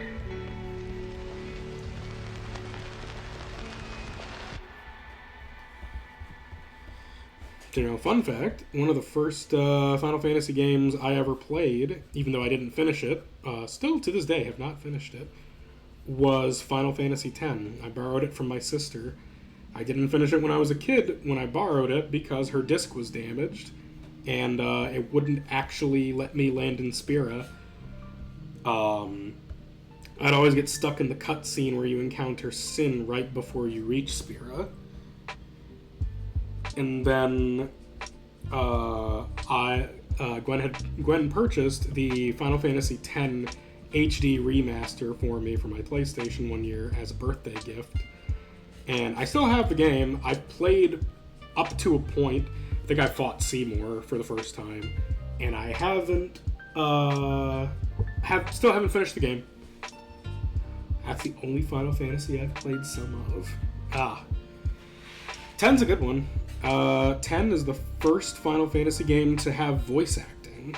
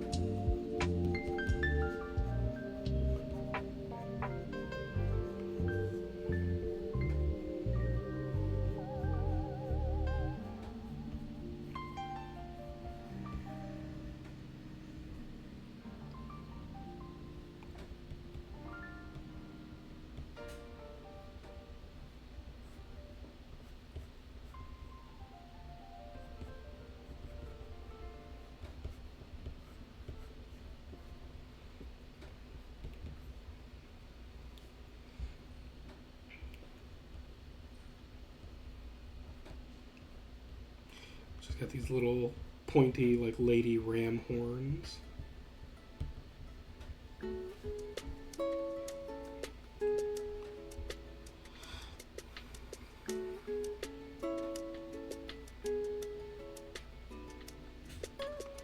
And draw her with her hair down this time, I think.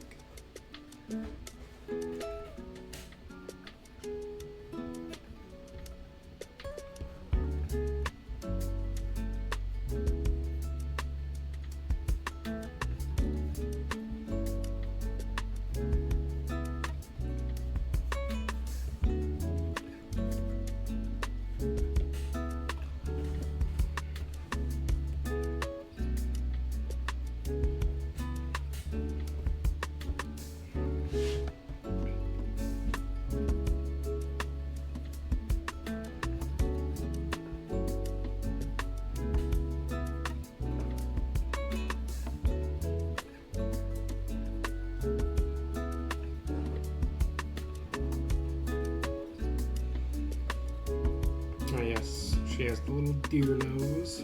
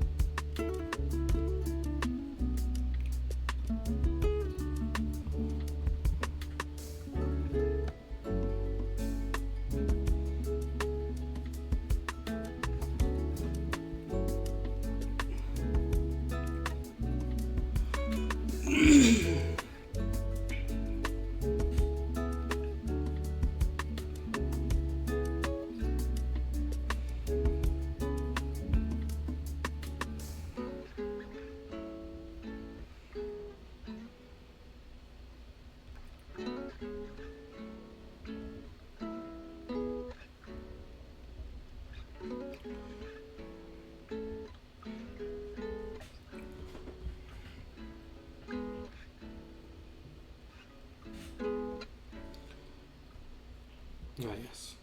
Everyone's favorite bisexual chef.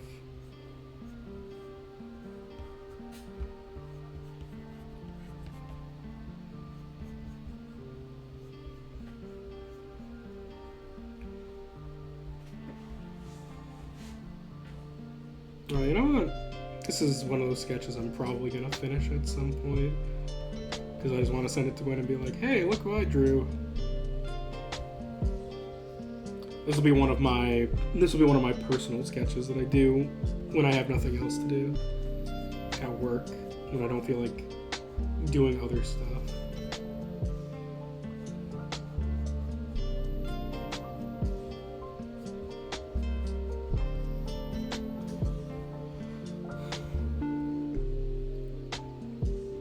And then she has these little dapple patterns in her fur on her face, which almost look like little, what are they called?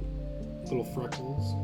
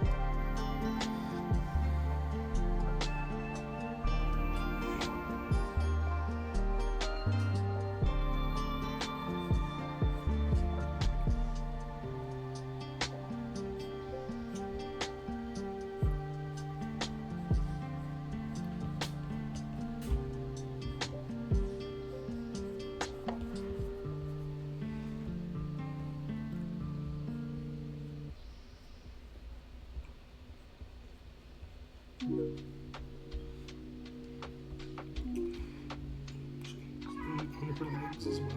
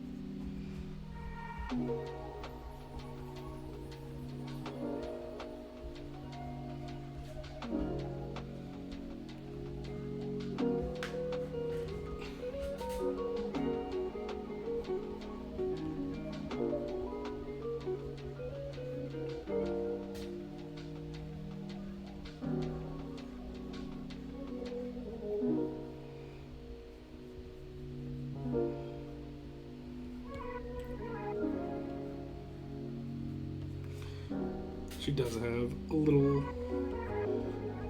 bag kind of slung behind her back. It's kind of out of sight. Which has her change of clothes and her knife kit and everything.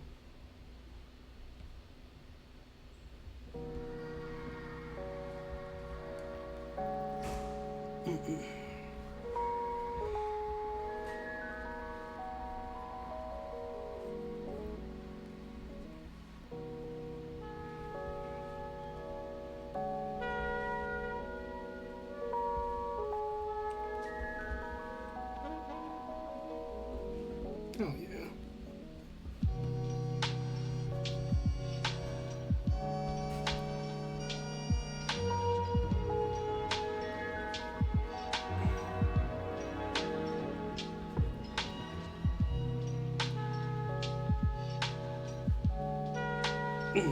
Ow. I slammed my hand right into my headset.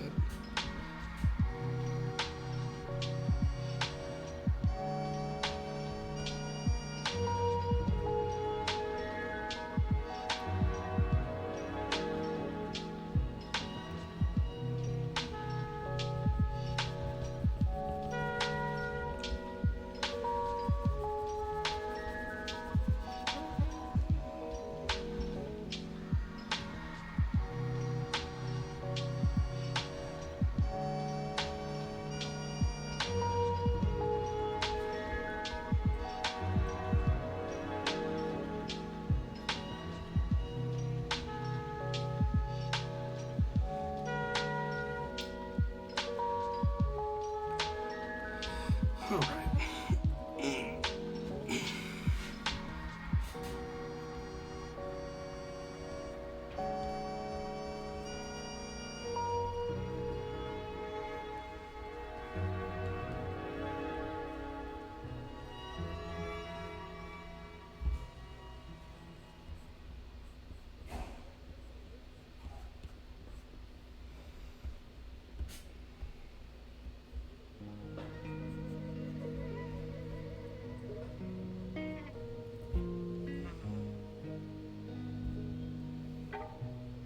I actually really like how the sketch is coming along.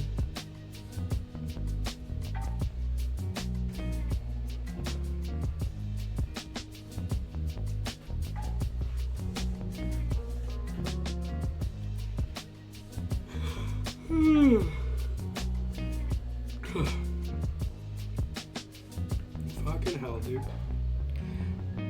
No. I think this is actually, we're gonna wrap up for today. We'll be back at it again tomorrow. But thank you guys for coming and hanging out and tolerating all of the stupid fucking tech failures. I'll be publishing the VOD at some point, probably tomorrow. And then somewhere in the next couple days on Blue Sky, we'll have the next post for our finished Cassante piece whenever I finish it. And we'll probably see a finished piece for Dumpling as well, because now I actually really want to draw her, so I'm looking forward to doing that. Any excuse to draw Satyr girls. So yeah, thanks again for coming and hanging out. Hope you guys had a good time listening to me rant and rave and bullshit. And have a great rest of your evening. And happy Pride, everybody.